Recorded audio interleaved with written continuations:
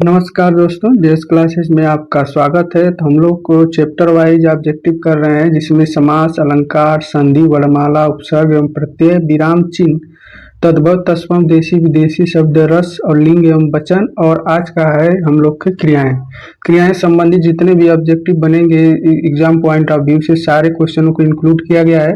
तो आइए शुरू करते हैं पहले क्वेश्चन से।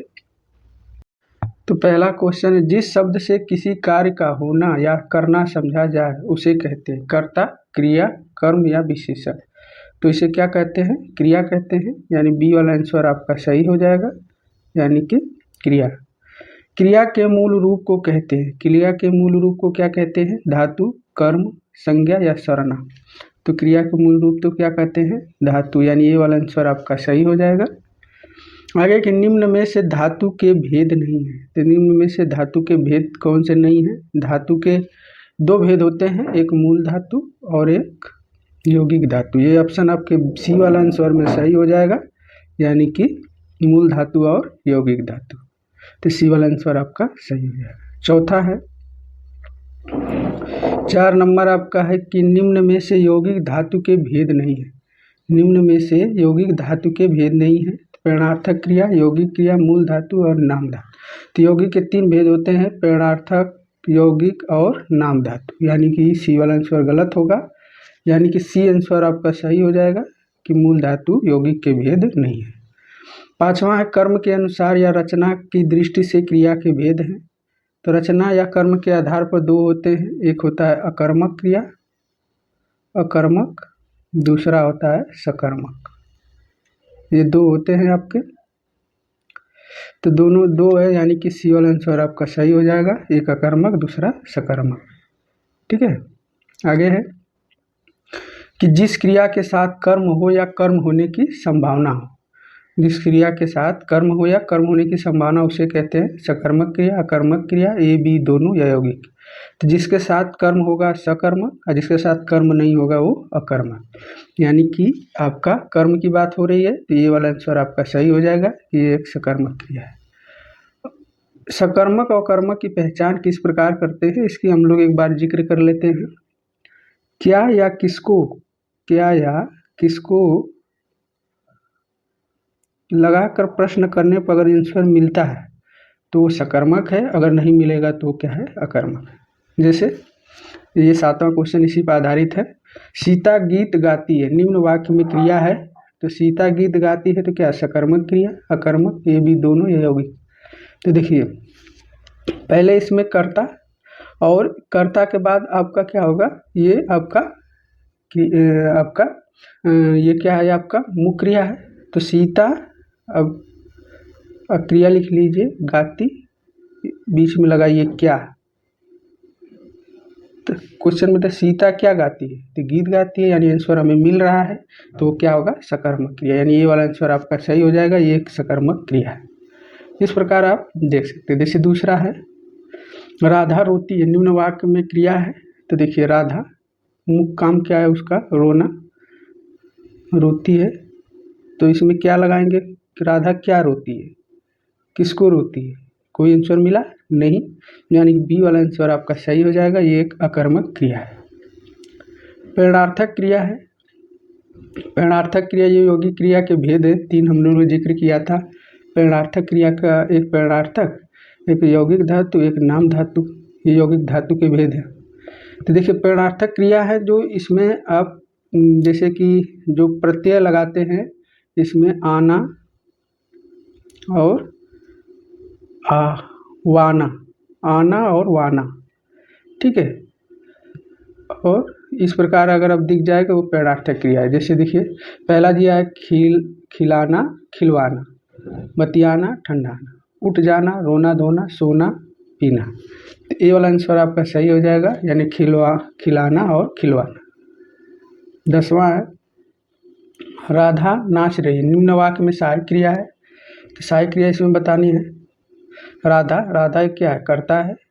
नाचना क्या है? इसका नाचना इसका क्या है बताइए? इसका मुख्य क्रिया है, और रही है इसका सहायक क्रिया, यानी सी वाला आंसर आपका सही हो जाएगा, रही है एक सहायक क्रिया है। राम भोजन करके सो गया, राम भोजन करके सो गया, निम्न वाक्य में पूर्वकालिक क्रिया है। पूर्वकालिक क्रिया वो होती है जिससे कार्य पहले हो चुका हो, वो कार्य पहले हो चुका हो। तो देखिए, राम भोजन करके सो गया, यानी भोजन करना क्या है, पहले काम है।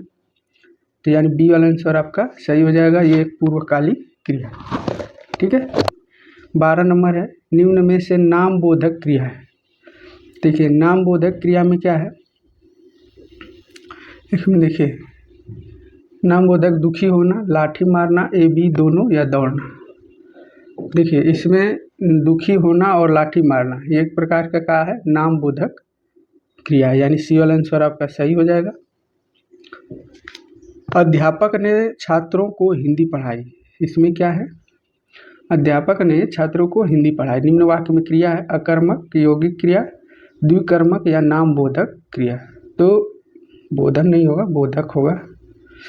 तो देखिए, जिसमें छात्र एक है और हिंदी दो, यानी दो कर्म है, ये द्विकर्मक क्रिया है, यानी सी वाला आंसर आपका। जिसमें एक कर्म हो वो अकर्मक, एक कर्मक क्रिया है। आगे देखते हैं, 14 नंबर है, धातु के किस प्रत्यय को जोड़ने से क्रिया का निर्माण होता है। जैसे ना प्रत्यय, यानी कि डी वाला आंसर आप सही हो जाएगा। जैसे पढ़ में अगर ना प्रत्यय जो पढ़ना, ये क्रिया हो जाएगी। लिख में अगर ना प्रत्यय जोड़ देंगे तो ये क्या हो जाएगा, लिखना, ये भी क्रिया हो जाएगी। इस प्रकार ना प्रत्यय लगाने से वो क्रिया का निर्माण होता है। 15 नंबर है, निम्न में से नाम धातु विद्यमान है। तो नाम धातु जैसे चिकनाना, पिलवाना, चलना फिरना या पढ़ना। देखिए, नाम धातु क्या होता है, नाम धातु क्या होता है, तो देखिए इस प्रकार में जैसे चिकनाना एक प्रकार का क्या है, चलना फिरना, नाम बोधक है। पिलवाना वाना में हम किस में मिलाएं थे, प्रेरणार्थक क्रिया, जिसमें ना प्रत्यय लगा होता है वो क्रिया होती है। तो यानी ए वाला आंसर आपका सही हो जाएगा। ठीक है। 16 नंबर है, निम्न में से अकर्मक क्रिया के भेद है। अकर्मक क्रिया के दो भेद होते हैं, एक अपूर्ण अकर्मक, एक पूर्ण अकर्मक। उसी प्रकार सकर्मक क्रिया के भी भेद होते हैं। सकर्मक क्रिया के भी दो ही होते हैं, एक पूर्ण होता है और एक अपूर्ण होता है। तो ये भी ध्यान दीजिए, ये सकर्मक अकर्मक के दोनों होते हैं। तो सी वाला आंसर आपका सही हो जाएगा। ठीक है। तो 17 नंबर है आपका, निम्न में से पूर्व सकर्मक क्रिया के भेद। देखिए, इसमें पूर्व सकर्मक पूछा है, तो अभी हम लोगों ने जिक्र किया था सकर्मक के भी दो भेद होते हैं, एक अपूर्ण सकर्मक, एक पूर्ण सकर्मक। तो इसमें पूर्ण सकर्मक के दो भेद होते हैं, एक अकर्मक बोलते हैं, द्विअकर्मक, जिसका ऊपर हम लोग जिक्र किया कि जिसमें दो कर्म हो द्विकर्मक, जिसमें एक कर्म हो एक कर्मक। यानी इस पर आपका सी हो जाएगा कि एक कर्मक और द्विकर्मक। मूल धातु का स्वरूप कैसा होता है, तो जो मूल धातु होता है वो क्या होता है, स्वतंत्र होता है, यानी कि बी वाला आंसर आपका सही हो जाएगा कि एक प्रकार ये स्वतंत्र होता है।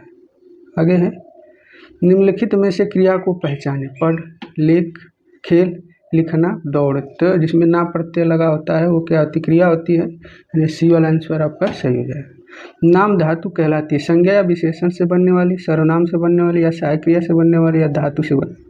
तो जो संज्ञा सर्वनाम से बनती है उसे हम क्या कहते हैं, नाम धातु, यानी ए वाला आंसर आपका सही हो जाएगा कि ये नाम धातु से बनती है। निम्नलिखित वाक्यों में सकर्मक क्रिया नहीं है। सकर्मक क्रिया यानी अकर्मक है, जिसमें कर्म नहीं हो। राधा रोती है, राम फल खाता है, तो राम क्या खाता है, फल। सीता पत्र क्या लिखती है, पत्र लिखती है। उसी प्रकार डाकिया चिट्ठी लाया, डाकिया क्या लाया, चिट्ठी लाया, यानी बी वाला आंसर में कोई आंसर नहीं मिल रहा है, यानी अकर्मक है। तो आंसर आपका क्या हो जाएगा, बी, यानी राधा रोती है। तो ये वीडियो आपको कैसा लगा कमेंट बॉक्स में ज़रूर लिखिए और ज़्यादा से ज़्यादा अपने मित्रों में शेयर करें और सब्सक्राइब करवाएं। बस आज के लिए इतना ही। जय हिंद, जय भारत।